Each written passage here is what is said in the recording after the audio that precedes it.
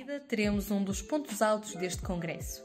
A Mesa Redonda, um espaço onde iremos debater o futuro da medicina em Portugal em 2060, com uma conversa entre o Dr. Ricardo Batista Leite, Doutora Maria do Céu Machado e ainda o Dr. Francisco Ventura Ramos. Traz a oportunidade de escutar opiniões acerca do futuro do Serviço Nacional de Saúde, da formação médica e do ser humano para que te possas informar e assim incentivar o teu pensamento sobre a tua medicina do futuro.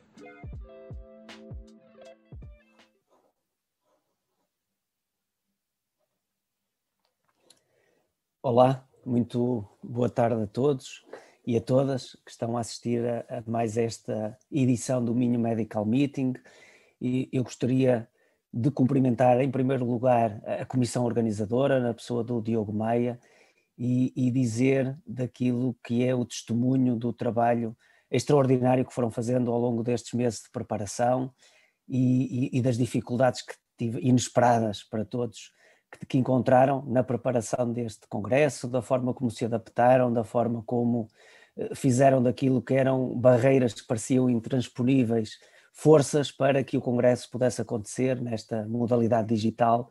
E, portanto, eu queria começar por destacar esse trabalho e por dizer do grande orgulho que temos na comunidade da Escola de Medicina e na comunidade académica em geral, por aquilo que tem sido feito por esta comissão organizadora.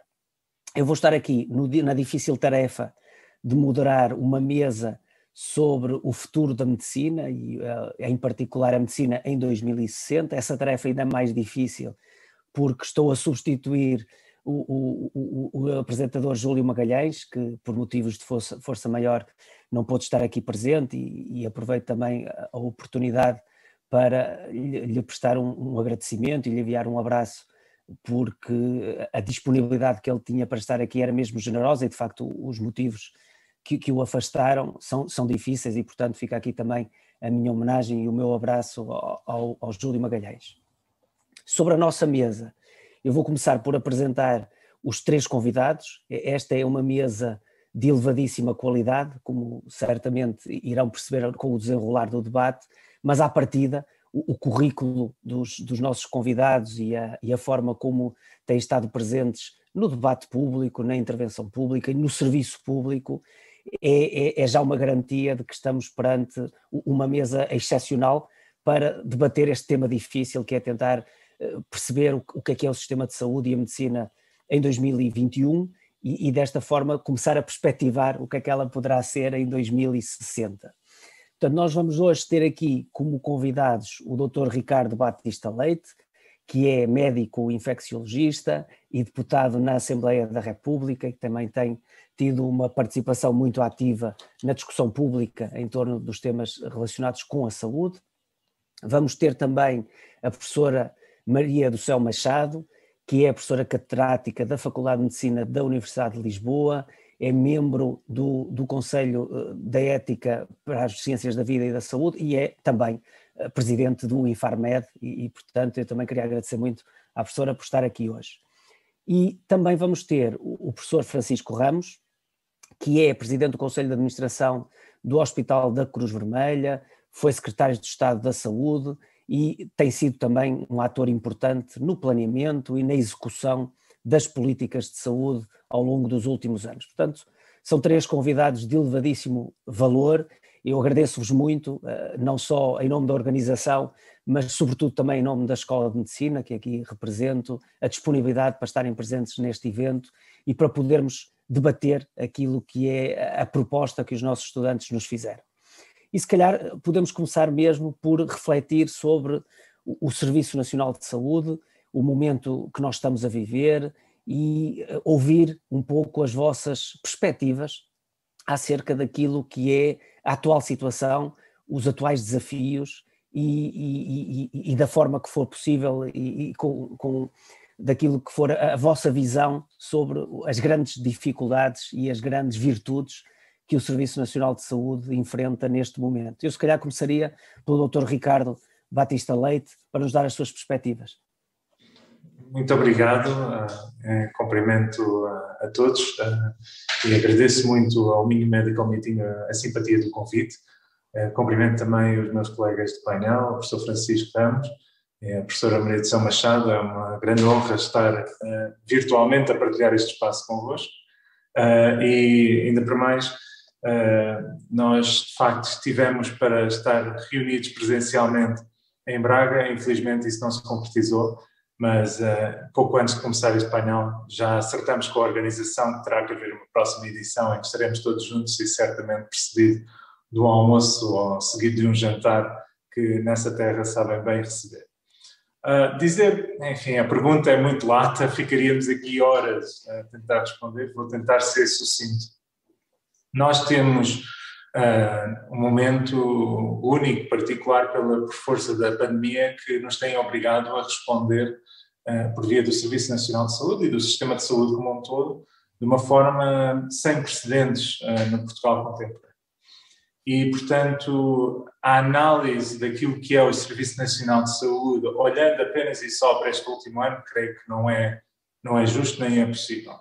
E, portanto, para responder de forma transparente e clara àquilo que é a questão que é colocada, penso que é preciso olhar para a evolução ao longo dos últimos 40 anos. E é indiscutível que o Serviço Nacional de Saúde contribuiu ativamente para aquilo que foi a universalização do acesso à saúde no nosso país, os indicadores de saúde do período pré-SNS e mesmo os primórdios do SNS no início dos anos 70, de facto, se olharmos para os anos 60, foi uma evolução sempre em crescendo durante, sobretudo, os primeiros 20, 30 anos, com a capacidade de dar resposta às necessidades dos portugueses. E, naturalmente, que isso foi feito em paralelo com um conjunto de outras evoluções que o nosso próprio país foi sofrendo. É indiscutível que, quando olhamos para os indicadores de saúde, foi uma evolução que foi muito conseguida com o combate às desigualdades sociais, a resolução de problemas crónicos e básicos, como a questão, por exemplo, do saneamento básico, da melhoria da nutrição populacional.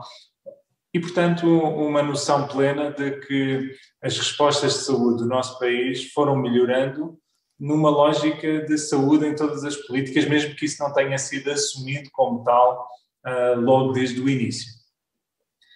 Diria que o Serviço Nacional de Saúde conseguiu corresponder a isso, fruto muito também dos profissionais que tiveram e têm tido um papel determinante ao longo dos 40 anos e que a forma como as carreiras foram desenhadas desde o início dos anos 80, a visão da avaliação entre pares, no fundo um modelo assente na qualidade daquilo que é o papel do profissional de saúde neste contexto, tem surtido os desejados efeitos de garantir que hoje tenhamos profissionais de saúde que, indo a qualquer outro país do mundo, de facto estão ao nível dos melhores, e não é por acaso que muitas vezes os portugueses acabam por ser recrutados e quando são recrutados para outros países acabam por ficar nesses países porque de facto o seu trabalho é altamente apreciado. E essas reformas vanguardistas à época ainda hoje são determinantes, naturalmente, com a necessidade de se irem adaptando para o futuro. Aquilo que de desafiante tem ocorrido, e é algo que não é novo e que ao longo das últimas 2 décadas tem ficado mais evidente, é o aumento de custos associados à saúde, e este é um fenómeno não apenas português, é um fenómeno de todos os sistemas de saúde ocidentais, o aumento de custos associado ao aumento das doenças crónicas, da carga da doença populacional, que não se pode separar totalmente também da evolução demográfica no contexto europeu, em que Portugal está entre os países mais velhos da Europa.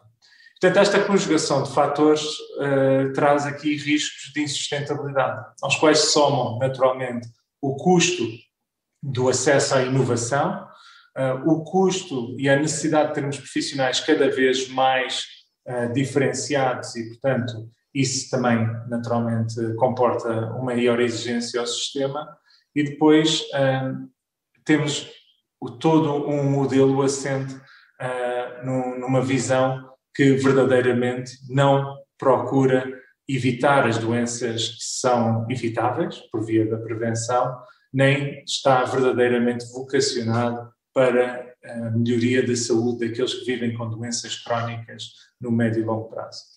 E isto porquê? Porque nós temos um sistema de saúde, como muitos outros sistemas de saúde ocidentais, que nasceram no pós-revolução industrial para uma visão industrializada, verdadeiramente, ou seja, em que tem havido um foco excessivo naquilo que são os procedimentos, sejam eles cirurgias, consultas, exames, e uma crença que quanto mais procedimentos fizermos, mais saudáveis será a população. Mas essa visão industrializada da saúde esbarra depois com a realidade do aumento dos custos e com o aumento da carga da doença, que leva a riscos de insustentabilidade no médio prazo. Razão pela qual nós, de facto, temos que reorientar o sistema, olhando para o futuro, para uma visão que seja vocacionada, orientada para o bem-estar populacional, para a qualidade de vida, como necessidade primordial e central da nossa ação. E aquilo que a pandemia fez foi apenas e só colocar uma lupa sobre muitas das falhas e insuficiências de um sistema que já estava a denunciar muitos destes desafios e problemas, e que, no fundo, a pandemia foi um stress test e que, infelizmente, tal como muitos outros sistemas de saúde, falhamos, e deve ser uma oportunidade para nós podermos olhar para o futuro e aproveitar este momento, identificando hoje muitas dessas falhas, reconhecemos que é preciso fazermos a grande reforma para os próximos 40 anos, tal como há 40 anos muitos líderes visionários tiveram a capacidade de preparar o SNS para hoje, mas se calhar sobre o futuro falo a seguir para deixar espaço para os meus colegas. Se calhar sobre o futuro e sobre alguns dos tópicos que já foram aqui lançados, a que seguramente vamos voltar mais à frente, mas eu faria a mesma pergunta agora ao professor Francisco Ramos. Afinal, que Serviço Nacional de Saúde nós temos hoje? Quais são as suas virtudes e o que é que antecipa como dificuldades ou fragilidades? Obrigado, muito boa tarde a todos. Deixem-me começar naturalmente por cumprimentar a organização e a Universidade do Minho. É um gosto ser convidado por vós para partilhar esta sessão. Cumprimentar naturalmente o Pedro Morgado e também a professora Maria de São Machado. Muito gosto em revê-la, saudades de estar consigo a debater estas coisas. E um abraço especial também ao Dr. Ricardo Batista Leite. É também um gosto e é um prazer, digamos, estar esta hora e meia ou 2 horas a conversar convosco. É um prazer e é uma oportunidade também para aprender. Declaração de interesses, sou completamente incompetente para falar de 2060. Isso aí, peço desculpa, mas declaro-me já completamente incompetente e tentarei nem sequer me atrever, digamos, a fazer qualquer palpite. Mas, portanto, muito obrigado por começarmos agora com o momento presente. E vamos lá ver. Portanto, há uma coisa que acho que estamos todos de acordo, que é este ano 2020 revela a importância do sistema de saúde, a importância da saúde enquanto setor de atividade e em Portugal, no caso concreto, a importância do Serviço Nacional de Saúde, mas não só. Eu diria mais do que isso, a importância da saúde e da política de saúde e do sistema de saúde. Finalmente, ao fim de 40 anos disso ser recomendado pela Organização Mundial de Saúde, nós conseguimos pôr a saúde em todas as políticas e pôr a saúde a influenciar, de facto, todas as políticas. Não houve, provavelmente, nenhuma política, digamos, nestes últimos meses, que não tivesse sido influenciada pelos objetivos de saúde. Seja de investimento, ou seja, vamos ver os grandes planos para a próxima década, a famosa bazuca, e o que é que lá encontramos? Saúde também. E isso é novo, isso é uma oportunidade única que aqueles que se preocupam com a saúde têm hoje, de facto, de afirmar, digamos, aquilo que gostávamos de fazer em termos de sistema de saúde. No caso português, acho que temos, digamos, também uma afirmação que, na minha opinião, foi uma resposta muito positiva, embora possamos encontrar, naturalmente, vetores positivos da resposta. À partida, digamos, a não discriminação, ou seja, a forma como o sistema de saúde respondeu às pessoas nesta época de pandemia, teve claramente, no meu entender, um lado muito positivo, que é não discriminou ninguém. Não foi por alguém ter capacidade de propagar e outro não ter capacidade de pagar, que um teve acesso a algum tipo de tratamento ou algum tipo de, digamos, mesmo agora de vacina, e outro não, e isso é muito bom.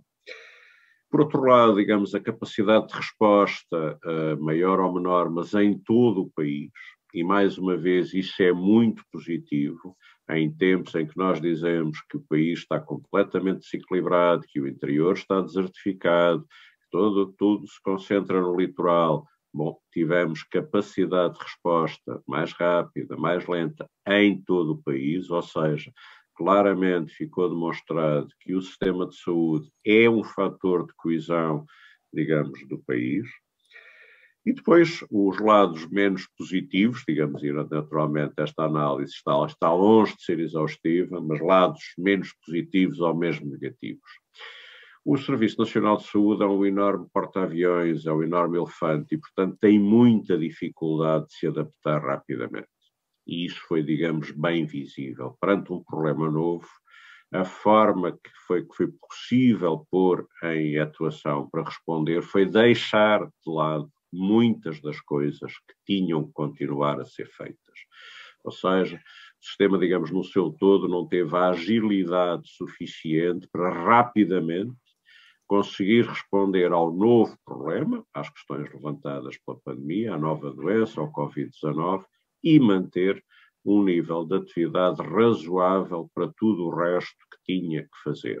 Ou seja, a capacidade de adaptação foi lenta. Isso é uma coisa que já sabíamos e é provavelmente uma consequência aceitável, é difícil dizer, mas uma consequência natural, digamos, do modelo de sistema que temos. É de facto um modelo pesado e muito grande na sua gestão e, portanto, é muito difícil, é um bocadinho, ou seja, não quero falar no Titanic, mas é muito difícil, digamos, mudar a sua orientação, digamos, de um momento para o outro. Por outro lado, outra questão, que aliás o Dr. Ricardo Batista Leite já começou a aflorar, que é, em muito sítio, o músculo reduzido face à forma como o sistema foi tratado nos últimos 10 anos.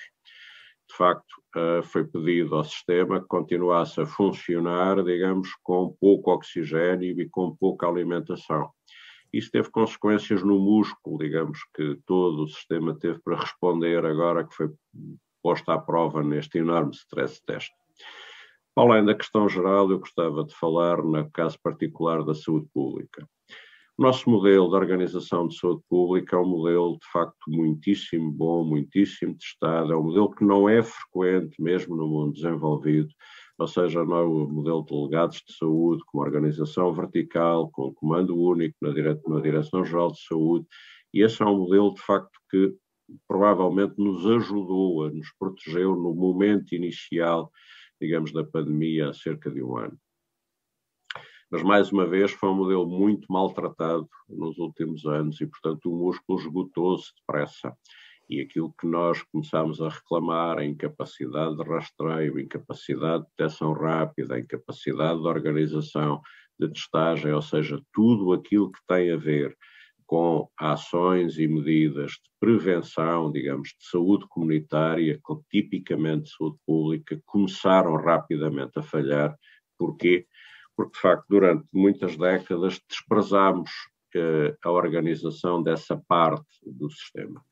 Concentrámos demasiado naquilo que poderíamos chamar, digamos, e enfim, lá falaremos um pouco mais disso, certamente, lá mais para a frente, nas doenças não transmissíveis e, portanto, na parte, digamos, do sistema de saúde claramente dedicado ao tratamento, à detecção e tratamento dessas doenças, nem sequer tanto à prevenção e à, digamos, à atenção aos fatores determinantes dessas patologias. E, portanto, essa era claramente uma debilidade do sistema que se veio a revelar e que, digamos, que pagamos também por isso. Portanto, em resumo e de uma forma muito breve, o sistema acho que respondeu bem, acho que, digamos, que mostrou, digamos, a sua importância e a sua capacidade de resposta. A ação dos profissionais foi fantástica, segundo por completo aquilo que o Dr. Ricardo Batista Leite disse sobre a formação e a competência dos nossos profissionais de saúde e a capacidade de organização, muitas vezes local, ou seja, no fundo substituindo-se à capacidade de adaptação e de gestão do sistema no seu todo. Houve muitas respostas locais de excelente qualidade e que foram muito úteis. Só uma ponta também, digamos, para falar, já que está a falar do futuro. O futuro próximo é muito importante, porque vai ser, de facto, vai voltar a haver, digamos, escolhas políticas a fazer. Mas isso vamos voltar a deixar, de facto, para mais à frente. A terceira ronda. Seguramente. Eu, se calhar, muito obrigado por esta visão também acerca do SNS que temos e das suas forças e fraquezas.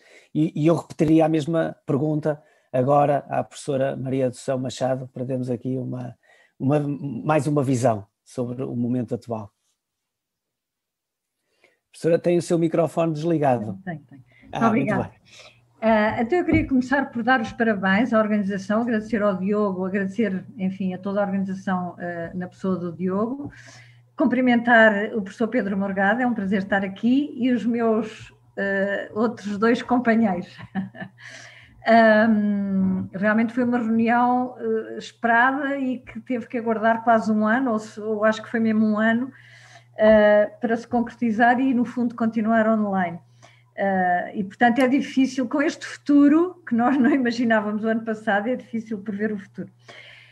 Eu acho que já foi muito dito e realmente e só mais um apontamento também, já não sou presidente do Infarmed, já fui, mas agora já reformei-me em 2019. Mas, portanto, já muito foi dito, e o que é que eu posso acrescentar? Para mim, que me formei em medicina antes de ser criado o Serviço Nacional de Saúde, e o meu curso foi o primeiro curso a ter o serviço médico à periferia. Na altura nós considerámos que as populações estavam muito mal, sob o ponto de vista de saúde, não tinham acesso a cuidados mínimos de saúde e, portanto, foi um movimento que partiu até do próprio curso e existimos imenso com o secretário de Estado na altura e lá fomos todos para fora dos grandes centros e realmente quando eu me lembro desse ano, que foi em 1976, 75-76, portanto foi o verão quente, 75-76, em que fiz o serviço médico à periferia, as condições de saúde que eram oferecidas aos portugueses era praticamente nada, fora dos grandes centros, e mesmo nos grandes centros eram hospitais com uma tecnologia muito pouco sofisticada para a época. E, portanto, eu não tenho dúvida nenhuma, e nenhum de nós os três, aliás, já foi verbalizado, nenhum de nós os três tem dúvidas nenhumas de que, se não fosse o Serviço Nacional de Saúde, nós não tínhamos conseguido a evolução dos nossos indicadores de saúde, como aconteceu ao longo destes 40 anos, que foi extraordinário. E extraordinário, nós muitas vezes dizemos assim, mas numa situação qualquer ainda estamos em 7º lugar. Sim, mas os outros países já tinham resultados muito melhores há 40 anos e nós partimos quase do zero, não é? Pronto. E, portanto, foi uma evolução extraordinária que se deve ao Serviço Nacional de Saúde. E se esta pandemia nos veio mostrar, veio pôr à mostra, outra vez, mais uma vez, o problema da desigualdade, da falta de equidade no acesso, etc., se não fosse o Serviço Nacional de Saúde e se não continuar a ser o Serviço Nacional de Saúde, esta falta de equidade e estas desigualdades ainda seriam mais acentuadas. E, portanto, não há dúvida de que somos todos fãs do Serviço Nacional de Saúde. Claro que, e foi também já dito, foi posto, no fundo foi um stress test, o Covid, e o Dr. Francisco Ramos disse bem, o Serviço Nacional de Saúde é um elefante e, portanto, é muito difícil fazer o elefante mudar para a direita ou para a esquerda. Mesmo que quem conduz o elefante saiba para onde é que quer ir. Agora, há só aqui um ponto que eu queria acrescentar, que é assim, os tempos mudaram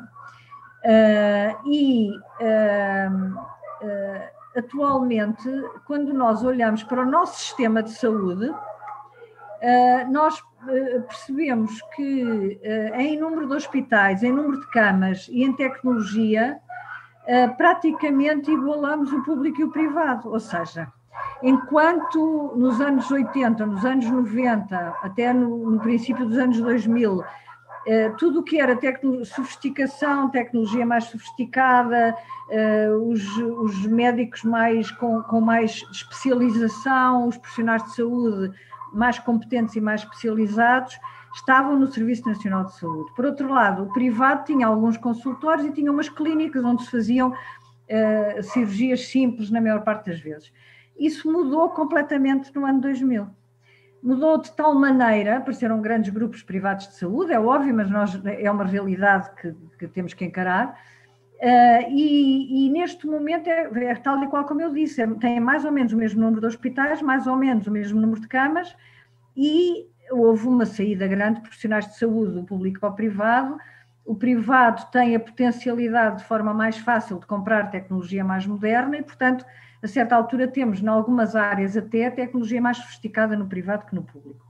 E, portanto, eu gostava de olhar para o sistema de saúde, gostava de voltar a dizer que no combate às desigualdades, à falta de equidade, nós temos que continuar a ter um Serviço Nacional de Saúde e um Serviço Nacional de Saúde forte e competente e modernizado, e preparado para estas contingências, porque cada vez nós sabemos mais do que não é a situação crónica, mas sim as catástrofes e as pandemias, sem descurar, obviamente, a doença crónica, mas cada vez temos que olhar mais para o sistema como um sistema complementar, em que o Serviço Nacional de Saúde, se precisar, tal e qual como acabou por fazer agora na pandemia, vai pedir ajuda ao privado, e em que a tutela, o governo exige, sob o ponto de vista de resultados, de outcomes, de informação, etc., existe tanto do público como do privado, porque no fundo esse é um dos problemas. Reparem que nós continuamos, os números que nós temos da população portuguesa reduzem-se às mortalidades por causa, etc., porque quando nós queremos saber patologia, estado de saúde, nós temos inquéritos nacionais, temos os resultados do público e depois do privado não sabemos nada, só temos, na maior parte das vezes, dados administrativos, ou que interessam às administrações. E, portanto, desta forma, um dos sistemas de saúde que eu acho que é dos melhores do mundo, enfim, todos que eu conheço e tenho estudado bem isso, porque dou aulas de políticas de saúde, um dos sistemas de saúde que eu mais gosto é o do Canadá, e o do Canadá tem realmente uma complementaridade entre o público e o privado extraordinária. Só para dar um exemplo, por exemplo, eles percebem que um hospital como o Hospital de São João, por exemplo, no Porto, ou o Hospital de Santa Maria, em Lisboa, não pode estar a perder um dia de cirurgia a fazer cataratas ou a fazer hérnias inguinais, porque tem know-how para fazer situações muito mais sofisticadas. E, portanto, se contratualizar, no fundo é um bocadinho o cheque de cirurgia, de uma forma, não é bem, mas pronto. Se contratualizar com privados e eles têm clínicas que só fazem hérnias inguinais ou clínicas que só fazem cataratas, sai muito mais barato ao Estado, por um lado, e por outro lado permite que os hospitais e os hospitais públicos se dediquem a cirurgias mais complexas, para as quais no fundo estão mais vocacionadas, sem deixar de fazer cirurgias simples, visto que são hospitais universitários e portanto têm que ensinar os alunos. Mas é esta visão, um bocadinho de complementaridade que eu gostava também que passasse. Muito bem, portanto a sua professora já foi respondendo a uma pergunta que eu tinha aqui a seguir e que agora vou lançar aos outros dois convidados, que é este desafio da sustentabilidade, que é aqui chegados, e ainda falando do SNS que temos, e não só do SNS, mas também do Sistema Nacional de Saúde, aqui chegados, o que é que precisamos de fazer para garantir a sustentabilidade do nosso Serviço Nacional de Saúde? Dr. Ricardo, quer começar por nos dar aqui a sua visão? Obrigado. Começo por dizer que concordo com os meus dois colegas de painel, e neste último ponto, em particular com a professora Maria de São Machado, não é só por ser uma residente de Sintra, que é uma terra que me diz muito neste momento, mas também porque foi o primeiro ato da campanha eleitoral, não é? Não. Eu fui muito discreto, mas também o ter nascido e sido criado em Toronto, conheci muito bem o sistema de saúde canadiano.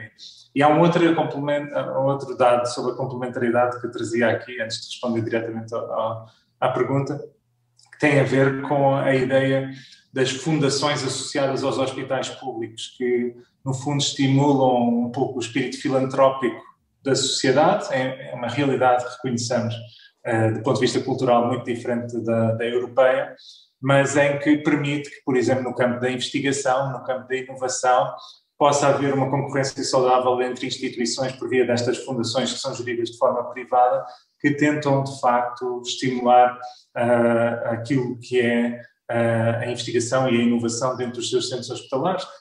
Eu que fui tratado enquanto criança no Sick Kids, que é um hospital de referência em Toronto, que a professora Maria de Sá Machado conhecerá, no campo pediátrico, de facto eles são muito conhecidos precisamente pela capacidade que sempre tiveram de angariar fundos e serem um hospital de ponta mundial por essa via.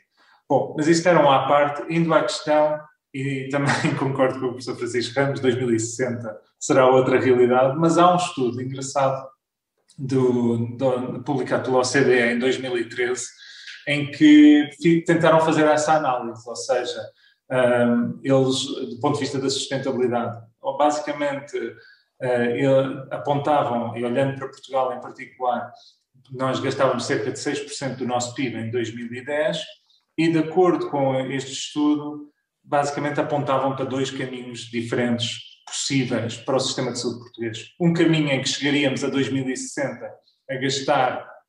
a manter o atual modelo de gestão que temos, a gastar mais de 14% do nosso PIB em saúde, ou podermos, com determinadas reformas, chegar a 2060 gastando abaixo de 10%, portanto, em qualquer um dos cenários vai-se gastar mais do que se gasta no momento presente, mas de uma forma mais sustentável, mais comportável, se quiserem assim, de acordo com as nossas contas públicas.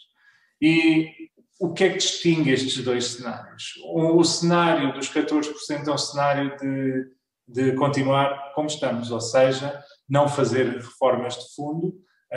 Com o envelhecimento populacional, em 2060 seremos provavelmente o país mais velho do contexto europeu, e com todos os desafios que, do ponto de vista das finanças do Estado, teremos que responder, por exemplo, a nível da segurança social, reformas e pensões, por exemplo, ao nível das doenças crónicas, das demências, dos problemas de saúde mental, e chegaremos a um ponto em que, basicamente, deixaremos de ter um sistema de saúde que seja público, que seja universal, verdadeiramente. Ou melhor, é universal, mas não consegue acompanhar o estado da arte. Ou seja, quem quiser ter acesso à inovação, quem quiser ter acesso a melhores cuidados, quem quiser ter cuidados de forma atempada, bom, terá que recorrer ao setor privado, ao social ou a outros meios, o que significa que poderemos ser empurrados para uma situação em que o sistema público é um sistema para os mais pobres e aqueles que têm mais recursos têm que recorrer a outro tipo de respostas. E esta é uma realidade contra a qual nós temos que combater, porque é precisamente o inverso daquilo que está nos preceitos da nossa Constituição, de garantir a proteção de todos os cidadãos de forma universal e garantindo a qualidade daquilo de saúde, dos cuidados de saúde que é prestado. Então, como é que nós então podemos evitar esse cenário e garantir um cenário que seja simultaneamente um cenário em que nós garantimos a universalidade, garantimos cuidados de saúde de qualidade e garantimos a sustentabilidade financeira? A meu ver, essa é a caminhada que é uma caminhada que se vai fazendo, mas que tem que ter uma visão de base sobre a qual temos todos que concordar, pelo menos aqueles que inevitavelmente vão ter responsabilidades nos processos de decisão. Não podemos andar a oscilar nas estratégias de acordo com os ciclos políticos. E essa visão, a meu ver, tem que ser desviarmos daquilo que é a visão industrializada que eu falei na primeira parte sobre a saúde, ou seja, deixarmos de ter esta visão de quanto mais cirurgias e consultas, melhor será a saúde, e percebermos que temos que ter uma visão muito mais orientada para os resultados em saúde. O problema desta visão, que é muito defendida por Michael Porter e pela Universidade de Harvard, e que tem tido uma disseminação global do Value-Based Healthcare, é que é uma visão centrada naquilo que são as unidades de saúde, os hospitais, os centros de saúde, e, portanto, é uma resposta, sim, mas é uma resposta, a meu ver, incompleta. Nós, para garantirmos a verdadeira sustentabilidade e adaptando esta visão àquilo que é a realidade do Serviço Nacional de Saúde português e o modelo social europeu, parece-me que nós temos que aplicar esta visão do valor, mas numa base comunitária. Ou seja, nós, em vez de estarmos tão focados naquilo que é os outcomes da saúde no tratamento da doença, também temos que ter um foco nos outcomes de saúde comunitária, na prevenção da doença e na promoção da saúde, criando, para isso, novos modelos de financiamento que estimulem os gestores no sentido de poderem encontrar as parcerias, encontrar os modelos de gestão que garantam que nós possamos, por via da prevenção, evitar doenças que são evitáveis e detectar precocemente doenças que inevitavelmente vão ocorrer, de modo a evitar abordagens mais complicadas, com pior prognóstico e maiores custos no médio prazo. É uma mudança de fundo que exige uma mudança também na forma como recolhemos os dados e processamos os dados, a forma como nos organizamos como sistema. Hoje temos um modelo assente numa organização por regiões, através das administrações regionais de saúde, que se o SNS é o elefante que falávamos, e os ARS são os elefantezinhos que vão atrás e que, diga-se de passagem, que têm muita dificuldade a manusear-se, e diria mesmo que, se calhar, sendo mais pequeninos, seria possível virarem-se mais depressa, mas também por serem mais pequeninos caem mais depressa, e é aquilo que muitas vezes vemos na realidade.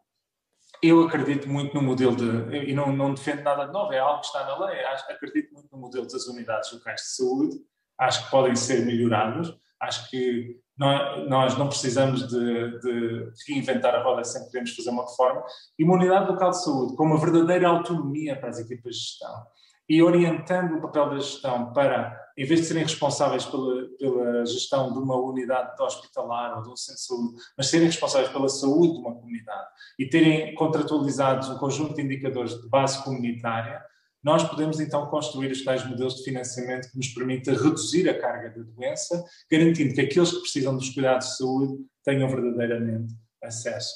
Ou seja, são vários caminhos em paralelo que eu creio que têm de ser feitos, mas as grandes reformas assim se fazem peça a peça. Claro, sem dúvida. São bons argumentos para serem contrariados ou secundados pelo professor Francisco Ramos, que eu gostava de ouvir sobre esta visão para a sustentabilidade do Serviço Nacional de Saúde nos próximos anos. A resposta imediata é: esses argumentos são sustentados e concordados pelo Francisco Ramos. Aliás, provavelmente, ou seja, isto é uma das coisas curiosas e atrativas da saúde. O Dr. Ricardo Batista Leite deveria ser provavelmente neste painel a pessoa mais à direita, mas este discurso foi um discurso completamente de esquerda, não é?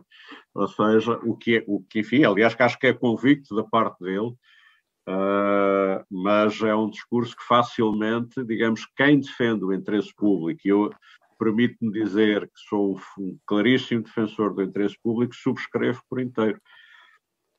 Vamos lá ver, digamos, tirando uma coisa que é mais ou menos evidente também, que é com elefantes não vamos lá, isso é verdade, mas se me permitem, digamos, dois comentários fundamentais. Um primeiro, que é de confiança, sobre a questão da sustentabilidade. Nós olhamos para trás, para Portugal e para a generalidade, digamos, do mundo, e o que é que vemos, digamos, nas últimas décadas?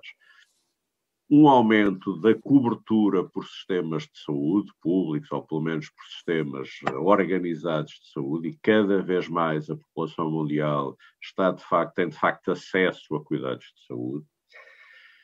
Com mais ranger de dentes, com menos ranger de dentes, a capacidade de financiamento tem aumentado e tem aumentado muito, aquilo que a professora Maria do Céu Machado, digamos, recordava há pouco da sua juventude, ou da sua quase infância. Estávamos a falar de menos de 2% do PIB português que era canalizado para a saúde na década de 70.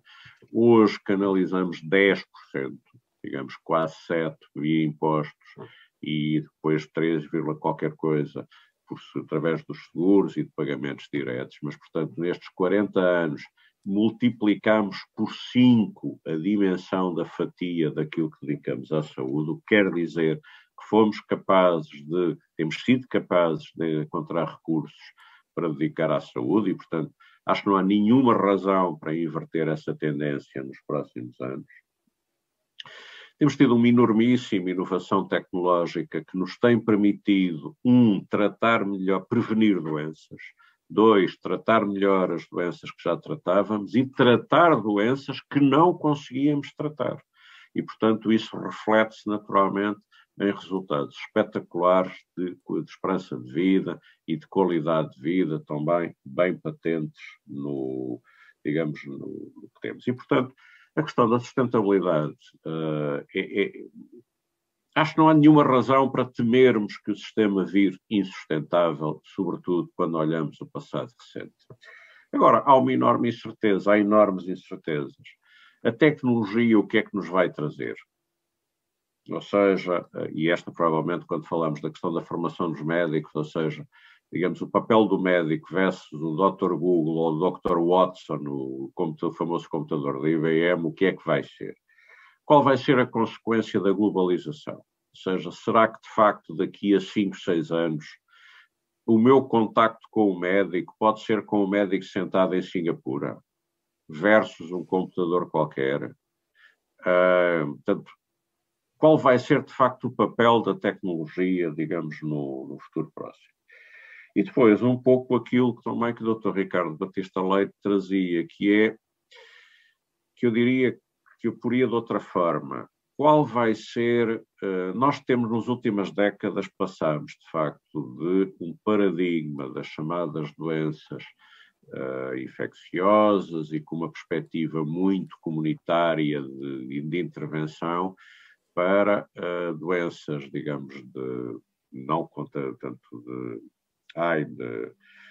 outro foco e, portanto, tratamento individualizado.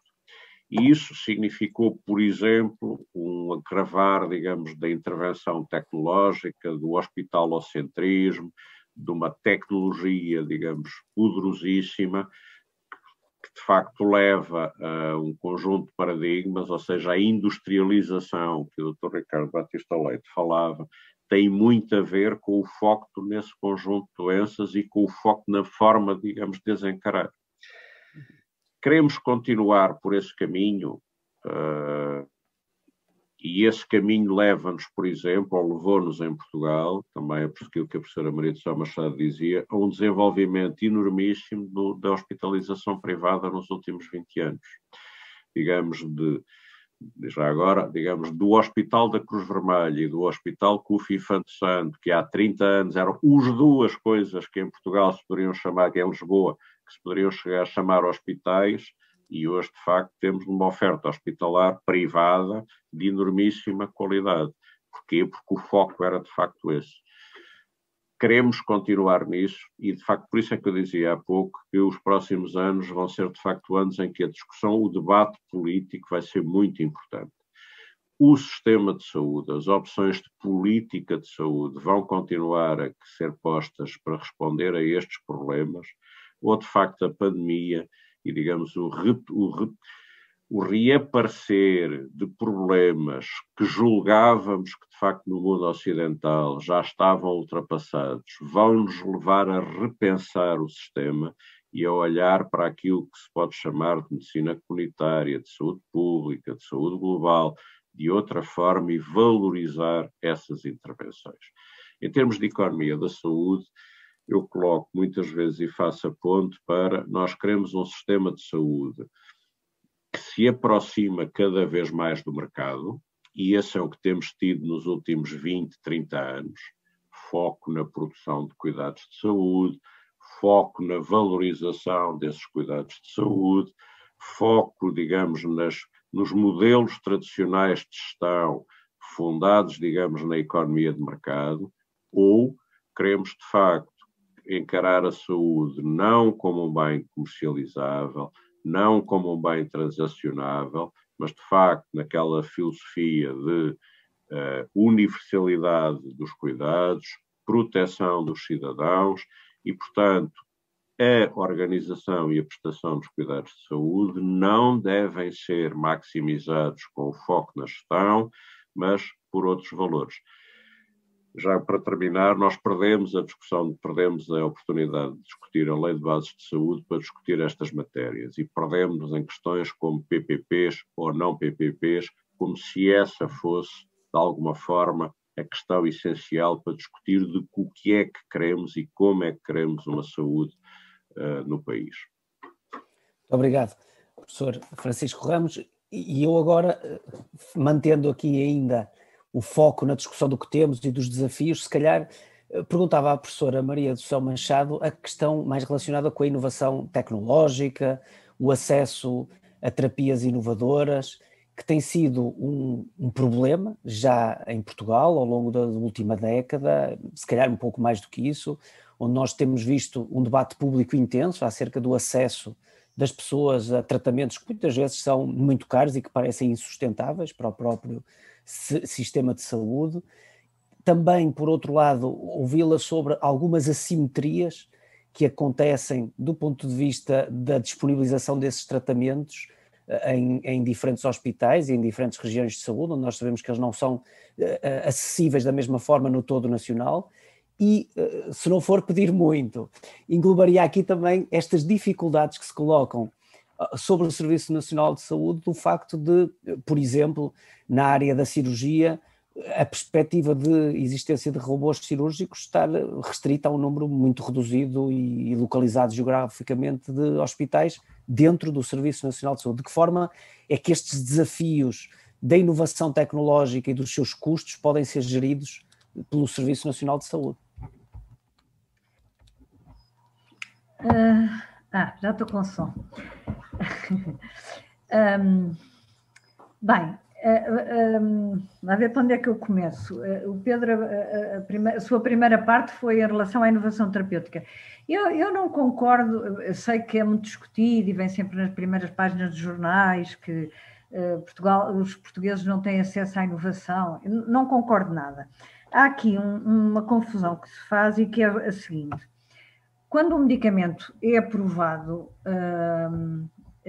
antes disso, vamos lá ver, a maior parte dos médicos têm conhecimento ou através de papers científicos, portanto, através das revistas científicas, ou através da própria empresa farmacêutica, muitas vezes medicamentos que ainda não foram aprovados, mas que a empresa já mostrou, estão em ensaios clínicos e são fantásticos e vão ter estes e aqueles resultados. Pronto. Depois, há um momento em que o medicamento é aprovado nos Estados Unidos pela FDA, na Europa pela EMA, pela Agência de Medicamentos, e depois cada país vai fazer a aprovação no seu próprio país e vai negociar a comparticipação e o preço. Ora bem, os países como, e vou dar o exemplo, por exemplo, como a Alemanha, a República Checa, por exemplo, e os próprios Estados Unidos, cujo sistema base é através de financiamento do sistema de saúde, é através de seguradoras, de seguros, não tem qualquer problema em, assim que o medicamento é aprovado e está no mercado, em esse medicamento em ser utilizado. E o Estado, mesmo os hospitais públicos, não têm qualquer problema em que os medicamentos sejam utilizados nessa fase, porque são as seguradoras, o sistema de pagamento é pelas seguradoras. Bem, nos países em que há um Serviço Nacional de Saúde e estes medicamentos, principalmente, enfim, doença oncológica, diabetes, etc., têm 100% de comparticipação, esse ónus recai sobre o Serviço Nacional de Saúde, sobre o Estado. E, portanto, obviamente que primeiro tem que se perceber o custo-benefício, nós chamamos de valor terapêutico acrescentado, o VTA, ou seja, se em relação ao que já existe tem um VTA, tem um valor terapêutico acrescentado, e depois negociar o preço de forma a que não impeça, do ponto de vista ético, nós não podemos estar a gastar tudo o que temos num determinado medicamento para um determinado grupo de doentes em detrimento de outros doentes e de outras patologias, e até dos nossos doentes futuros com a mesma patologia. E, portanto, quando se diz assim, a Alemanha já está a usar, na Alemanha se tem-se acesso, na Áustria tem-se acesso, na França, muito mais precocemente, é pura e simplesmente porque o financiamento é completamente diferente. Pronto. E, portanto, esse é um ponto.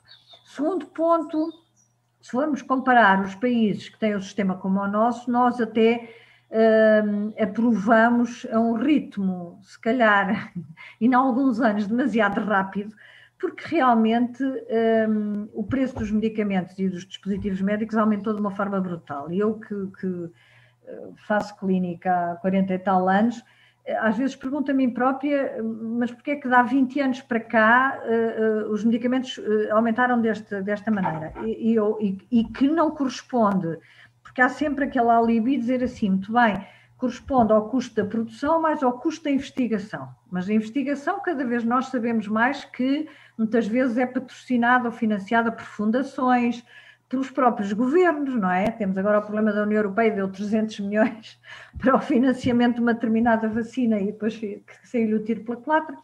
E, portanto, eu digo sempre que gostava que as empresas farmacêuticas tivessem transparência nestes custos, para eu perceber se o preço dos medicamentos é adequado ou não.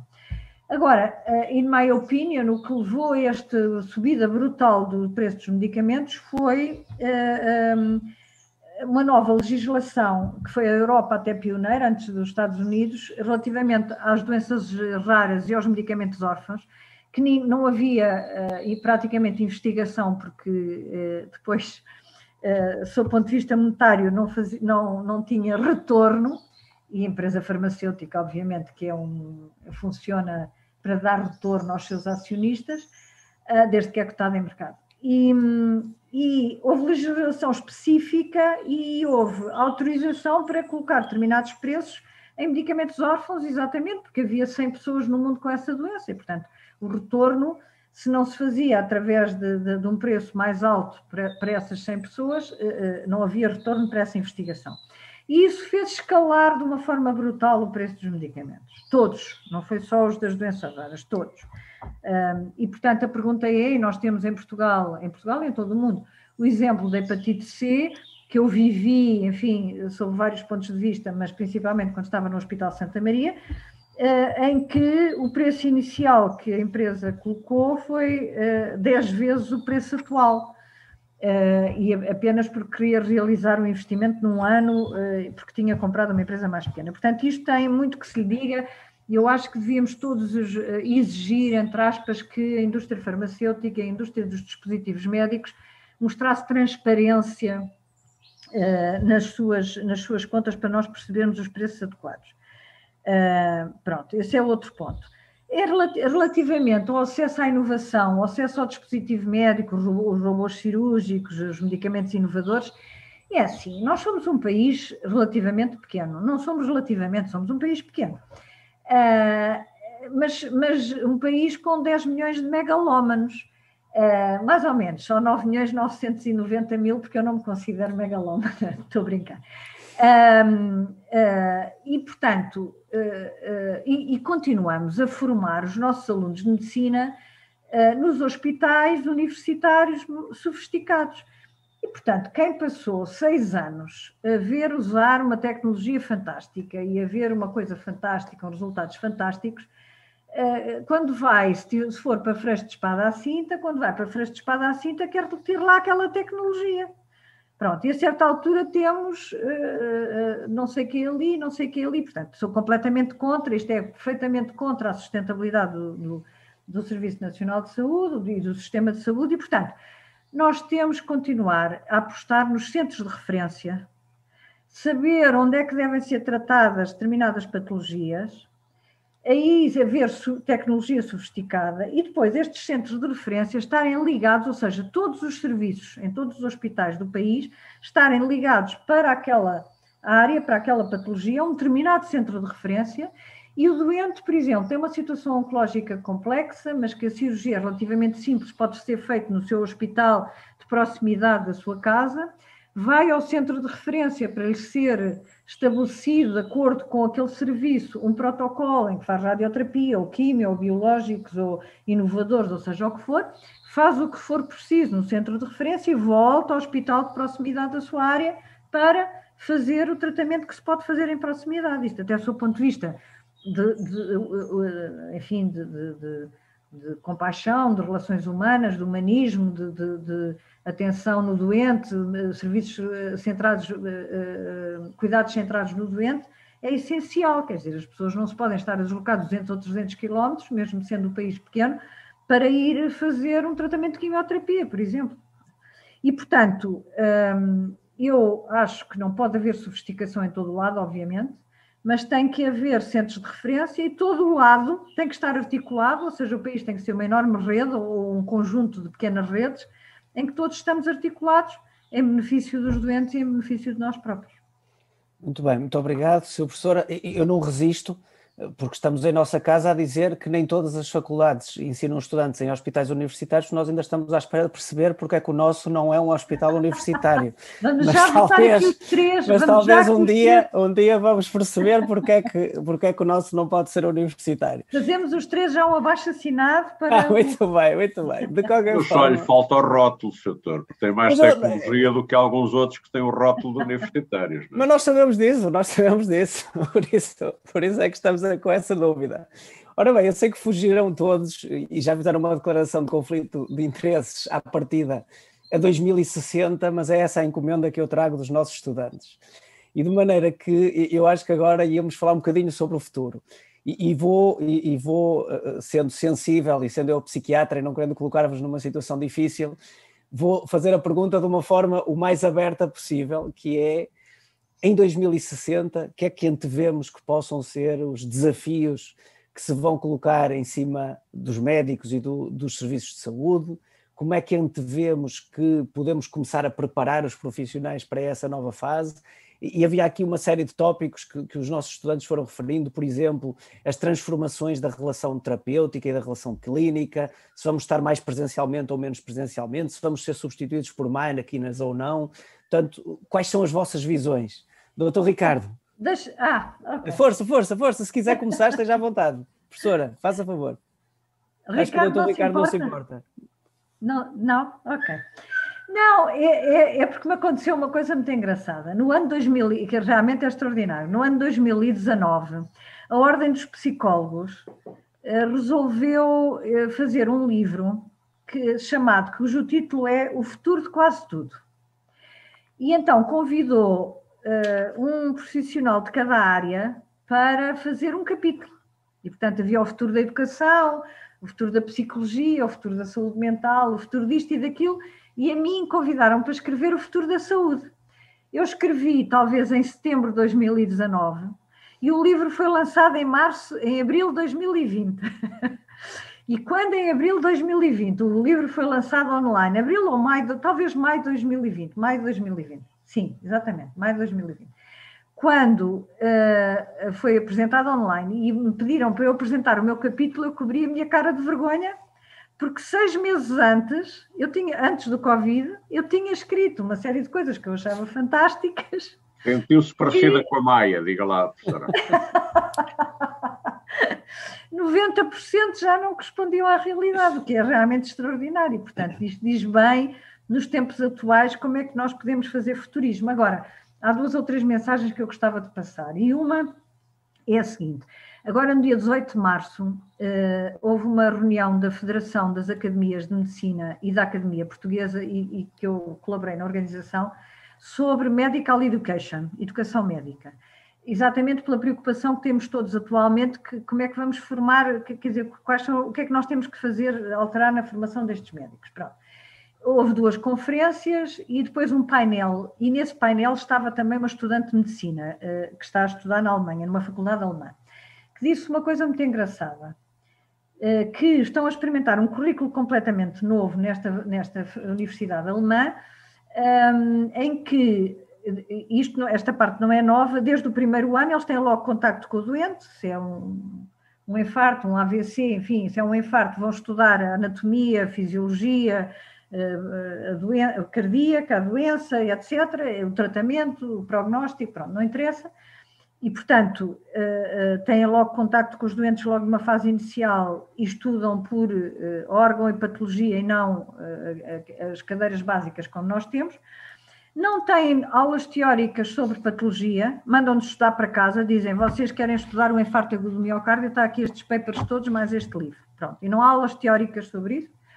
E sobre o que é que são as aulas teóricas? Mas têm aulas teóricas. Só comunicação. Comunicação do médico com o doente. Comunicação em trabalho de equipa. Comunicação em equipas interdisciplinares. Comunicação com o administrador hospitalar. Isto estou-me a meter com o Dr. Francisco Ramos. Esta parte não está. Mas podia-se acrescentar. Acho que dava jeito. Isso bem podia acontecer, senhora. Agora, bem, era útil.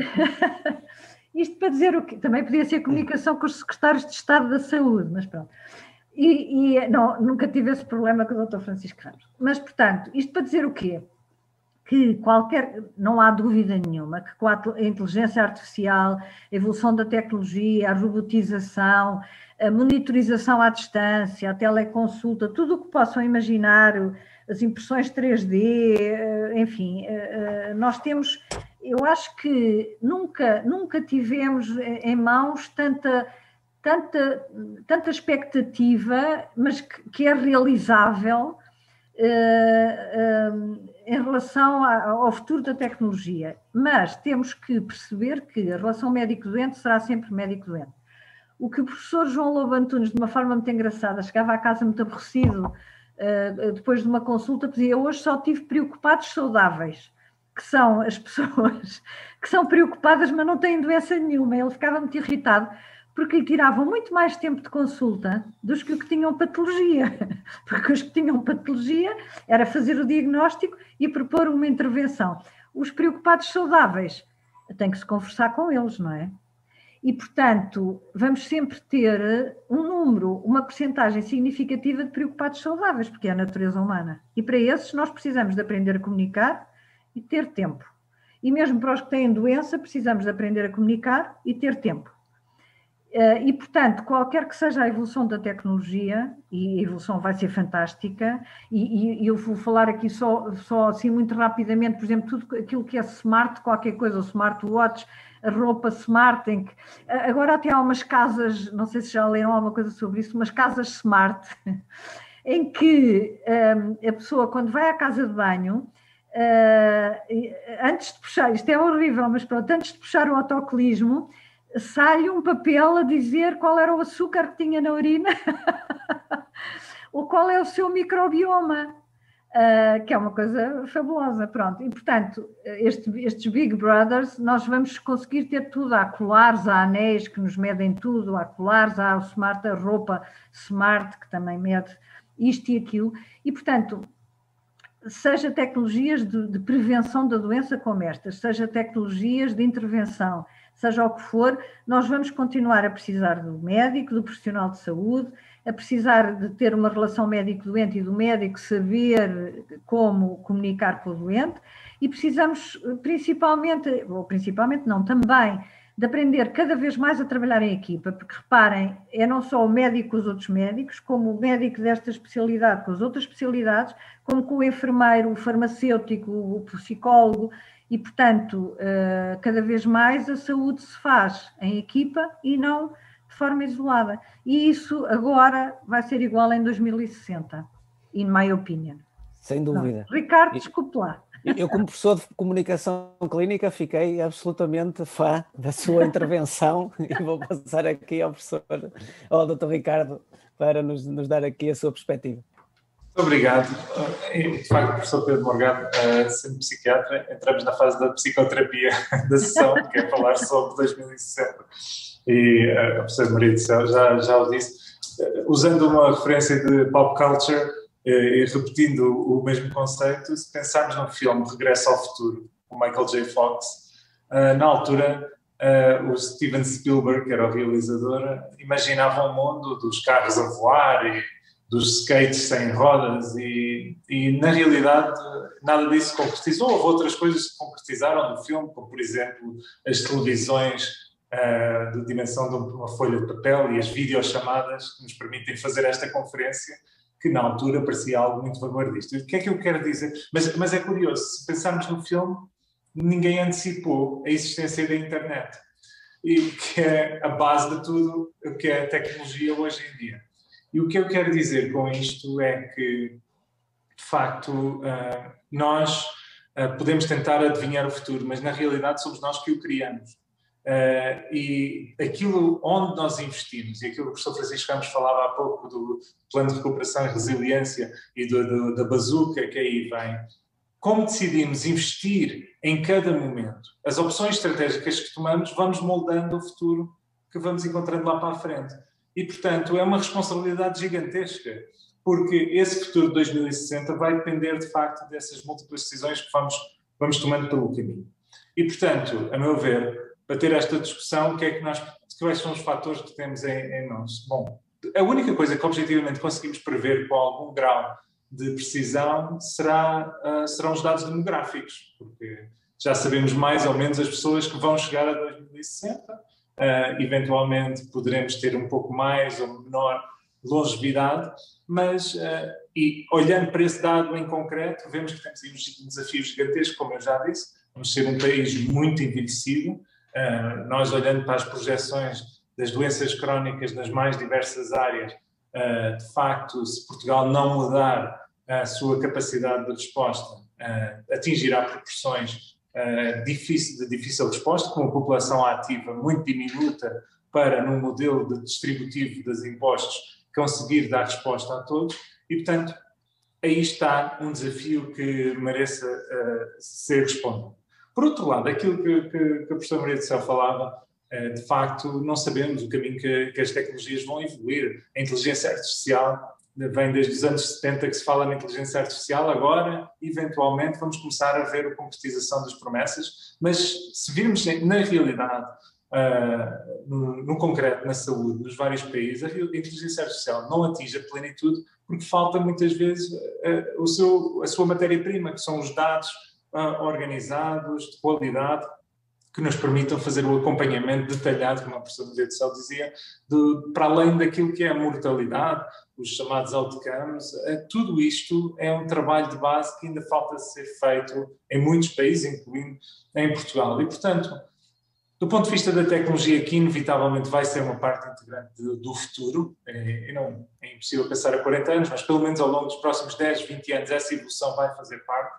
Nós temos que, se queremos de facto estar na linha da frente, tentar antecipar, criando as bases fundacionais para que nós possamos ser os early adopters, aqueles primeiros a usar e a usufruir dessas tecnologias, e a base, a fundação disso são os dados e a capacidade de processamento analítico dos mesmos para gerar informação que possa ser usada por estes vários sistemas. Porque se nós não o fizermos no imediato, vai acabar por ser feito no médio prazo, por corporações que vão beneficiar e lucrar com a nossa informação. Portanto, uma questão de opção estratégica. E se o fizermos bem feito, nós até podemos garantir que haja um retorno para os próprios cidadãos que participem nesse processo de cedência e depois de processamento analítico dos dados. Uma última nota que eu acho que é muito importante neste tal de prever, na perspectiva de que a melhor forma de prever o futuro é criá-lo, é a nossa aposta necessária na investigação e desenvolvimento. Ou seja, nós, como país e também como Estados-membros da União Europeia, temos que ser muito mais agressivos e proativos naquilo que é a investigação e desenvolvimento no campo das ciências da saúde e das ciências de uma forma lata. Aqui nós ficamos a anos-luz daquilo que é o investimento das autoridades federais norte-americanas no campo da investigação, para além, de países como a China ou a Rússia, que têm investimento estatal brutal e que levam a que a Europa constantemente vá ficando para trás, o que eu creio que hoje, com esta crise, ficou demonstrado, e qualquer governante hoje reconhecerá, mesmo de setores completamente dispares da saúde, que a saúde e a saúde global são pré-requisitos para o crescimento económico e para o desenvolvimento sustentável dos povos. Se havia partes da sociedade que não viam isto e não compreendiam isto, hoje todos compreendem. O importante é que não se esqueçam, quando fugirmos desta pandemia, e que possamos usar esse capital que hoje temos para implementar as grandes reformas que são necessárias. Esse é o meu grande receio, é que não aproveitemos o suficiente esta crise que infelizmente estamos a viver para preparar o futuro, que inevitavelmente podemos ser nós a criar ou teremos outros a criar por nós.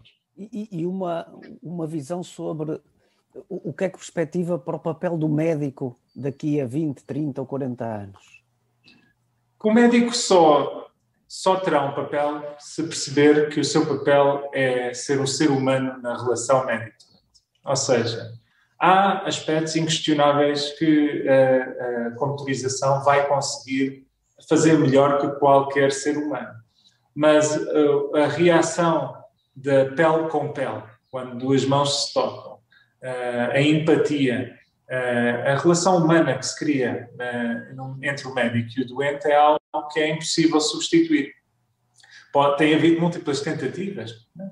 Daqui a 40 anos não sabemos o que aí vem, volto a dizer. Mas neste momento torna-se de facto muito mais visível para todos de que aquilo que os seres humanos conseguem dar aos outros, que é o chamada compaixão, é algo que eu creio que está na base essencial, fundacional da medicina e que está simultaneamente como parte do seu futuro. Estou, por acaso, a ler neste momento um livro chamado Compassionomics, que basicamente faz uma análise de todos os estudos económicos, qualitativos, quantitativos, do impacto em termos de geração de valor em saúde da compaixão. E porque é uma matéria que muitas vezes é visto como uma ciência, uma soft science, portanto como algo menos valorizado, mas na realidade, quando nós olhamos para os factos, para os dados, a ciência sustenta que há ganhos efetivos do ponto de vista de saúde e não aplicar princípios humanistas, personalistas, assentes numa visão de compaixão na saúde, o custo-oportunidade de não o fazer, de automatizar procedimentos, de pôr máquinas a fazer pelos seres humanos, a reduzir consultas a encontros de 5 minutos em que não há interação humana entre as pessoas, tem uma consequência muito negativa que se traduz em pior saúde e pior qualidade de vida para as pessoas. E, portanto, eu creio que no final do dia o médico continuará a ser, se nós, como profissionais, soubermos de facto fazer evoluir a carreira nesse sentido, poderemos ser os pivôs que garantem a humanidade e a humanização no contexto do sistema de saúde. Obrigado. Professor Francisco Ramos, não o deixe fugir à futurologia. O que é que antevê? Pois, eu se calhar há pouco tinha uma perspectiva otimista, digamos, de confiança, agora começava por ter uma perspectiva um bocadinho preocupada, para não dizer pessimista. Vamos lá ver, a minha primeira afirmação é que o futuro, concordo por inteiro com o Ricardo Batista Leite, o futuro é aquilo que nós construirmos, mas o ponto de partida é complicado e pegava, por exemplo, nestes exemplos recentes, também a professora Maria Machado já o citou, da questão da falta de transparência e da forma como agimos perante, digamos, entidades importantes, ou seja, estou a falar, por exemplo, da questão de preços de medicamentos ou de outras questões. O que está na moda, vacinas. O problema agora da vacina da AstraZeneca, suspende, não suspende, é boa, é para mais de 65, é para menos de 65. Agora, a minha opinião provocatória, qual é o lado mau de tudo isto? Foi ter ficado a nu, que de facto a maior parte dos países, mesmo os europeus, toma decisões com base na opinião pública e não com base na ciência. E se isso foi muito criticado, mais uma vez, pela mesma opinião pública nesta matéria, a seguir apareceu imediatamente o caso das doentes de, ajude-me, professora Maria do Céu, aquela jovem internada em Santa Maria, que não tinha acesso ao doente, porque o Infarmed dava uma negativa e, portanto, o que era ciência há uma semana, na semana seguinte era a burocracia do Infarmed. E, portanto, oscilamos entre a ciência e a burocracia nesta matéria. Eu diria que o futuro vai depender muito, digamos, de quem é que vai ter poder nas nossas sociedades. E se nós continuarmos a entregar o poder, digamos, a entidades tecnológicas, leia-se, enfim, agora a minha fonte de inspiração é aquele filósofo que já esteve mais na moda, judeu, Yuval Noah Harari, do Homo sapiens. No fundo dizia que os médicos correm o risco de desaparecer, ou seja, porque o Dr. Watson é muito mais eficiente e eficaz a fazer diagnósticos, é muito mais eficaz do que qualquer médico a percorrer imediatamente as opções terapêuticas e a decidir que a opção terapêutica é que deve ser tomada. Correndo o risco de nos esticar, mais uma vez, trazendo este modelo para a realidade, mais uma vez, atuação perante a Covid, testagem e utilização de protocolos a seguir. Se não houver mais nada a fazer, qualquer doutor, que se chama Watson, qualquer IBM, é mais eficaz e mais eficiente do que qualquer médico. E, portanto, a profecia do Yuval de que vão apenas sobreviver ou subsistir os médicos muito bons, aqueles que foram de facto de excelência, de topo, aqueles que fizerem a diferença e não aquele que é digamos, o profissional comum que se baseia em protocolos, porque esses protocolos e na tecnologia é aquilo que nós aceitamos como bom, isso provavelmente a profissão médica terá um problema.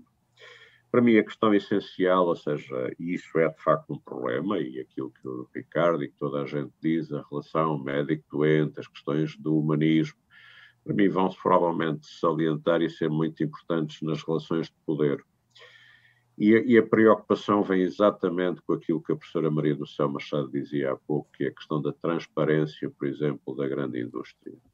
E o que me preocupa é a forma como Portugal é incapaz de lidar com essa matéria. Bom, é tal questão, Portugal é um pequeno país, mas como a União Europeia aceita, por exemplo, neste caso das vacinas, que os preços e os contratos sejam confidenciais, isso preocupa-me.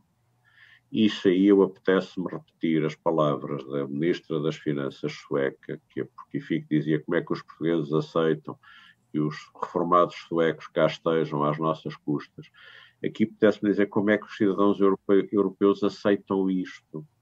De facto, como é que nos colocamos numa situação de completa dependência, de melhor ou pior sucedido em termos de quantidade de vacinas, mas nós não sabemos o preço a que nos estão a ser fornecidas as vacinas. Não conhecemos as condições contratuais. Ou seja, um dos espaços que supostamente tem mais poder no mundo verga-se perante uma situação de necessidade por completo aos interesses, digamos, de potentados, mais uma vez e já agora, não europeus. Ou seja, o problema que nós de facto estamos a ter neste momento é que nós não temos nenhuma vacina desenvolvida na União Europeia, apesar de sermos um espaço muitíssimo desenvolvido em termos científicos, pois falta-nos de facto a capacidade de transformar isso em economia e por muito que tenhamos tentado fazer isso, não o estamos a conseguir fazer. O caso para mim paradigmático é de facto o caso da vacina da Pfizer, portanto desenvolvida basicamente por uma entidade alemã, mas que de facto depois teve o cuidado e provavelmente a inteligência de se aliar a uma empresa norte-americana para conseguir de facto, no fundo, comercializar esse aspecto científico. Ou seja, o futuro não vejo, ou seja, vejo que há uma enorme interrogação, não deito fora a confiança que vamos ter, que sempre tivemos no passado, de resolver estas questões a contento e, portanto, que o futuro seja melhor do que o passado. Temo que estejamos num caminho de pôr o poder, de facto, em organizações que não se representam o interesse público. Acho que é a melhor forma que eu tenho de, digamos, de desenvolver isto. E essa é provavelmente uma discussão que eu espero que a pandemia tenha posto um pouquinho mais a nu, ou um problema que a pandemia tenha posto um pouquinho mais a nu, e que nos possibilite, portanto, ter uma discussão importante nos próximos anos para arrepiar caminho nesta matéria. Muito obrigado. Estamos a aproximar-nos do fim deste debate e eu tenho aqui algumas perguntas que foram apresentadas e votadas pelos assistentes e que se calhar agora são perguntas para respostas mais breves para conseguirmos, e se calhar quem sentir que pode responder a cada uma delas pode chegar-se à frente. E portanto, a pergunta aqui mais votada foi a de que, qual é que é a vossa opinião acerca do facto dos futuros médicos poderem ou não esperar um melhor SNS daqui a 2, 3, 4 anos, quando ingressarem nas suas carreiras médicas, porque partilham aqui a visão de que há uma série de fragilidades e de necessidades que requerem uma transformação. E se essa transformação vai acontecer rápido, se não vai, portanto, que SNS podem esperar estes médicos que saem agora, nos próximos anos? Posso responder já? Força! É nosso costume, é costume em todo o mundo, mas em Portugal ainda mais. Nós passamos sempre a bola para outro qualquer. Se acontece qualquer problema, a culpa é do nosso chefe, ou do diretor, ou do secretário de Estado, ou do ministro, ou do primeiro-ministro, ou do presidente da República, ou do país. Pronto. Eu dava a volta à pergunta e dizia: o Serviço Nacional de Saúde do futuro vai ser o que vocês fizerem dele. Porque a nossa forma de estar na vida não é dê-nos as condições ideais e de nós assim trabalhamos. Não, quer dizer, nós todos temos que participar e ajudar, obviamente identificar as fragilidades e fazer tudo o que esteja ao nosso alcance e o que não esteja ao nosso alcance no sentido de melhorar as condições que nos dão, não é? Se o mundo fosse perfeito também não valia a pena andarmos por aqui. Obrigado, professora. Isso é verdade, mas eu diria que acho que, digamos, nos próximos anos as condições, ou seja, acho que ficou evidente, e há neste momento, acho que é um enorme consenso político, que, digamos, o Serviço Nacional de Saúde tem que ter melhores condições. Se essas melhores condições vão ser exclusivas da parte pública, se vão contar também com a parte privada, acho que também é uma não discussão que é pouco interessante. Agora, tem que haver, digamos, melhores condições. No fundo, o que ficou demonstrado é a importância da saúde e a importância que o país tem que dar à saúde. Depois, quais são os pormenores? Se é organizado mais, digamos, de um lado público, se é organizado mais, digamos, de um lado permita uma provocação para o negócio, se é, digamos, se temos a capacidade, digamos, de dedicar mais importância a questões de prevenção ou a saúde dos idosos, enfim, as coisas setoriais, isso logo veremos. Mas não tenho a mais pequena dúvida de que, digamos, que vai haver mais gente a dedicar atenção à saúde e isso é bom, claramente. Doutor Ricardo.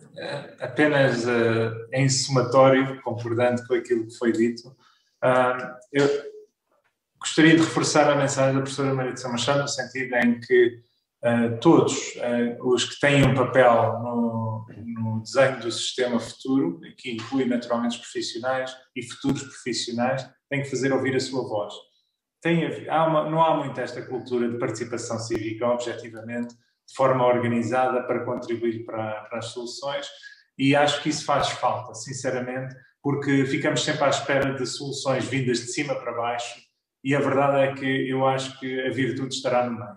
Teremos que ter o chamado grassroots, aquilo que vem das comunidades, vem neste caso dos profissionais, as próprias associações de doentes, tantas vezes se fala, têm que se organizar também de modo a fazer ouvir a sua voz, e tem que haver também humildade de quem gere no topo do sistema para se encontrar a meio, para encontrar essas mesmas soluções. Mas eu entendo também que neste contexto, em que perante as fragilidades que ficaram expostas por força da pandemia do Serviço Nacional de Saúde, se nós objetivamente também queremos dar alguma direção futura, paralelamente com aquilo que está a ser feito na resposta à pandemia, a tentar recuperar a atividade assistencial ficou inevitavelmente para trás, deveria haver quase que estanque separado do barulho das luzes do dia-a-dia, quem estivesse a trabalhar precisamente nesta visão reformista para o futuro, podendo incorporar até várias tendências da sociedade, não só políticos, mas também, e poder garantir que nós pudéssemos fazer essa construção em conjunto. Não sinto que haja ainda essa orientação, esse espírito reformista a tentar aprender com o que falhou para melhorar para o futuro, identificar o que correu bem para continuar a investir, e creio que se poderia ganhar muito como país se assim o fizéssemos, mas se não se faz no topo, então que façam as bases, que façam os profissionais, e reforço no fundo o apelo da professora Maria de São para que façamos cada um de nós a nossa parte para a construção desse futuro comum. Muito obrigado. Uma última pergunta para a ronda, que é um desafio diferente, que foi aqui também muito votada pelos nossos alunos, que é: o que é que pode fazer o SNS para levar mais médicos ao interior e reduzir as assimetrias? Porque tem sido uma dificuldade a fixação de profissionais em algumas especialidades no interior. Tem alguma proposta, algum desafio também para os nossos alunos?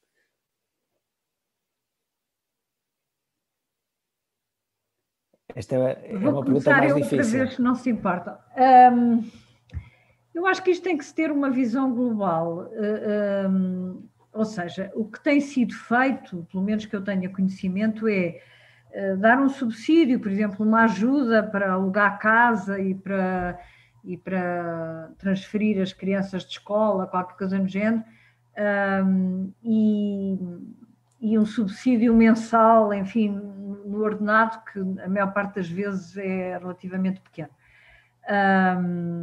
Eu acho que isto tem que ser, quando eu digo encarar de forma global, é o seguinte, quer dizer, um casal jovem que decida, estou a partir do princípio que é um casal, mas quer dizer, realmente pode ser só um médico ou uma médica, e que decida ir para o interior, mas que decida queira ter a sua vida privada, pessoal e a sua vida profissional numa região interior, primeiro tem que ter nessa região um mínimo de, enfim, conforto para exatamente poder ter uma vida pessoal e profissional, e isso inclui ter escola, até ter o CTT ou ter os bancos, ter um centro de saúde, não digo ter um hospital, que não se pode ter em nenhum lado, mas ter um acesso a um hospital, ou seja, quando nós percebemos que o interior está cada vez mais desertificado, que fecharam escolas, que fecharam centros de saúde, que há terras onde vai um médico uma vez por semana, onde o acesso é muito complicado, onde o acesso ao hospital também é complicado, onde não há, por exemplo, um posto de CTT, não há uma farmácia, às vezes basta haver a farmácia, não é? A farmácia também é uma instituição de saúde, a farmácia comunitária. E, portanto, eu acho que isto tinha que ser olhado de forma global por várias áreas do governo, por várias áreas de decisão, e não só pela área da saúde, porque acho que não é mais 500 ou 600 euros no ordenado ao fim do mês que leva as pessoas a saírem das grandes cidades, onde tudo acontece, não é verdade? Portanto, uma transformação também ao nível das condições de vida no interior é decisiva. O professor Francisco Ramos ia acrescentar qualquer coisa. Não, porque de facto, ou seja, acho que não vale muito a pena andarmos à procura de como é que se levam médicos e depois ao lado, no gabinete do lado, como é que se levam professores e no gabinete do lado, como é que se levam engenheiros. Não faz, digamos, grande sentido. Do ponto de vista da saúde, há uma coisa que eu gostava muito de recuperar, não sei se é possível, que é uma coisa que aliás está em todas as regras, e é a base muito do sucesso também do Serviço Nacional de Saúde, é a gestão descentralizada, que é no fundo em cada local poderem-se tomar decisões e poderem, nomeadamente, fazer aquilo que pode levar um determinado médico a ir trabalhar para a Guarda, pode ser completamente diferente daquilo que pode levar outro médico ou outra médica a ir trabalhar para Porto Alegre. E, portanto, quem tem que desenhar essas condições são os responsáveis da Guarda, os responsáveis de Porto Alegre, com as pessoas em concreto que põem essa hipótese. Em que, francamente, não acredito em desenhos nacionais, de regras nacionais, como se todos pensássemos igual e todas as questões fossem iguais em todo o país. Não são, e, como se nota, não funciona. Sem dúvida. Bom, eu gostaria de pegar nesta nota porque concordo em absoluto. Eu creio que a autonomia aqui na gestão local é determinante para nós conseguirmos garantir que haja uma resposta à luz daquilo que são as necessidades efetivas no território, ou seja, pode haver uma falta de perfil, não é só, fala-se sempre em falta de médicos ou falta de determinados profissionais, mas muitas vezes são determinadas especialidades que faltam, por vezes são determinadas valências. De facto, depende da realidade e do contexto, e nesse sentido, todos estes contratos, estes concursos que a professora Maria do Céu falava, muitos deles ficam por preencher, é precisamente porque não vão ao encontro daquilo que são as expectativas dos próprios profissionais, e, portanto, ter a capacidade, quem conhece as suas unidades são os gestores locais. Identificar essas mesmas necessidades, poder fazer um diálogo direto com os potenciais concorrentes para essas unidades. Eu creio que isso é uma medida muito, muito clara e necessária e que todos compreenderão, e é uma ferramenta básica de gestão que no campo da saúde temos tido dificuldade. Há um outro aspecto que eu também creio que vale a pena pensar, é porque é que muitas vezes vai buscar, sob a forma de prestação de serviços, pessoas que vêm de centenas de quilómetros por vez para prestar serviços, quando não se pergunta aos próprios profissionais daquela unidade de saúde se estão dispostos a fazer ao mesmo valor o mesmo serviço.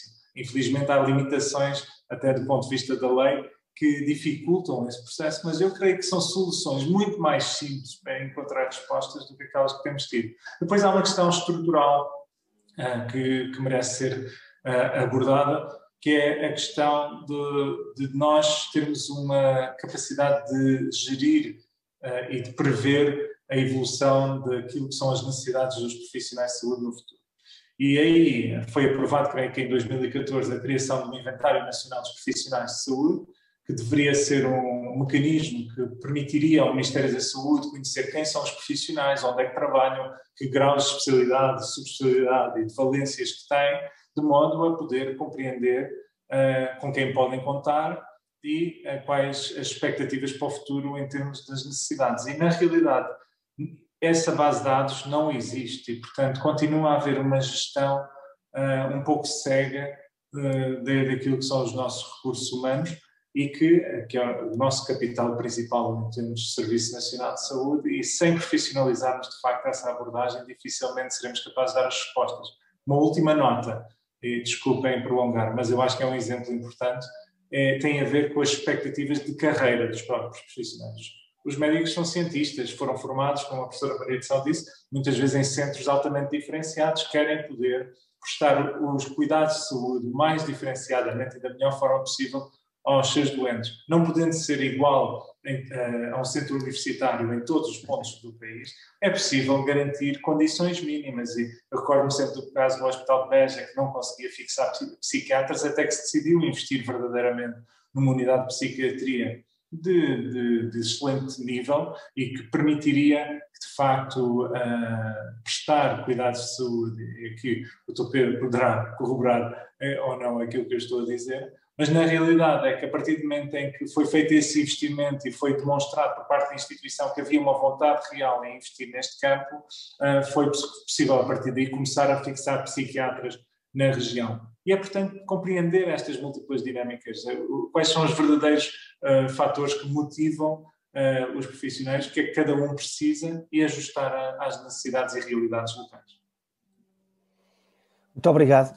De facto, esse exemplo é muito feliz porque liga precisamente ao que tinha acabado de dizer o professor Francisco Ramos, que tem a ver com as lideranças locais, não é? E a doutora Ana Matos Pires, na direção do serviço, percebeu o que é que os psiquiatras precisavam para se fixarem em Beja e foram criadas as condições para que o serviço seja hoje um serviço de elevada diferenciação no conjunto nacional.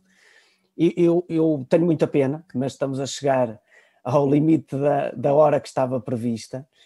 E no fundo queria utilizar esta minha última intervenção para agradecer aos 3 convidados de elevadíssimo nível que estivemos aqui hoje presentes, pela discussão franca, pelo debate aprofundado sobre temas que são muito complexos e que seguramente requeriam muitas horas de conversa, mas penso que conseguimos tocar aqui nos pontos essenciais.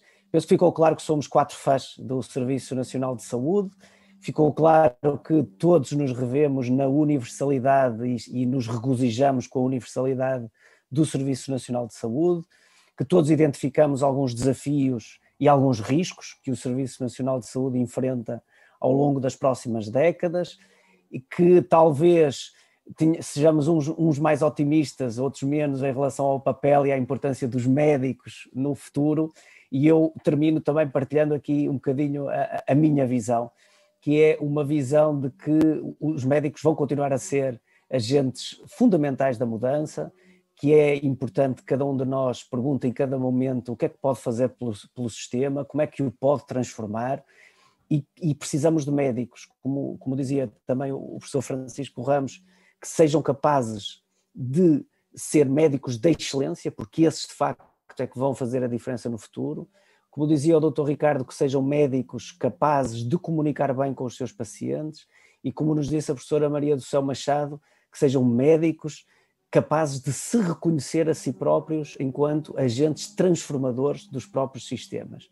E se nós conseguirmos dar estas ferramentas aos estudantes de medicina em Portugal, nós podemos estar todos tranquilos com aquilo que vai ser o Serviço Nacional de Saúde em 2060. Eu quero agradecer-vos muito em nome da organização. O Diogo pediu-me para vos transmitir a grande satisfação e o entusiasmo com que todas as pessoas estão a assistir a esta mesa. O meu muito obrigado e votos de uma continuação de bom dia a todos. Muito obrigado, excelente síntese, meu caro Pepe. Obrigado. E muito obrigado à organização também. Obrigado a todos.